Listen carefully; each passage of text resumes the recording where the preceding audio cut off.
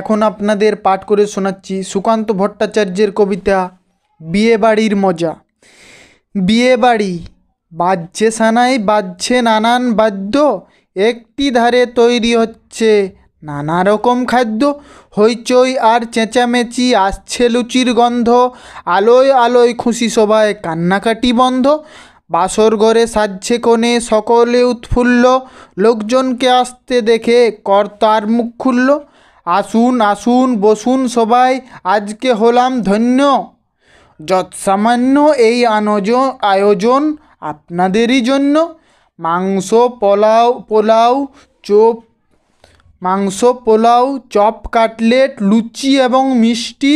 খাবার সময় এদের প্রতি দেবেন একটু দৃষ্টি।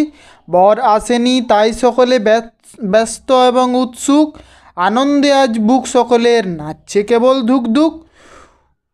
হুলু দিতে তৈরি সবাই, শাঁখ হাতে সব প্রস্তুত, সময় চলে যাচ্ছে বলে মনটা করছে খুঁতখুত। ভাবছে সবাই কেমন করে বরকে করবে জব্দ। হঠাৎ পাওয়া গেল পথের মোড়ে গাড়ির শব্দ। হুলুধ্বনি উঠল মেতে, শাঁখ বাজলো জোরে, বরকে সবাই এগিয়ে নিতে এলো পথের মোড়ে। কোথায় বরের সাজসজ্জা, কোথায় ফুলের মালা, সবাই হঠাৎ চেঁচিয়ে ওঠে পালা পালা পালা। বর নয়কো লাল পাগড়ি, পুলিশ আসছে নেমে, বিয়ে বাড়ির লোকগুলো সব হঠাৎ উঠল ঘেমে। বলল পুলিশ, এ কি কর্তা, ক্ষুদ্র আয়োজন, 50 জন কোথায়, এ যে দেখছি 1000 জন।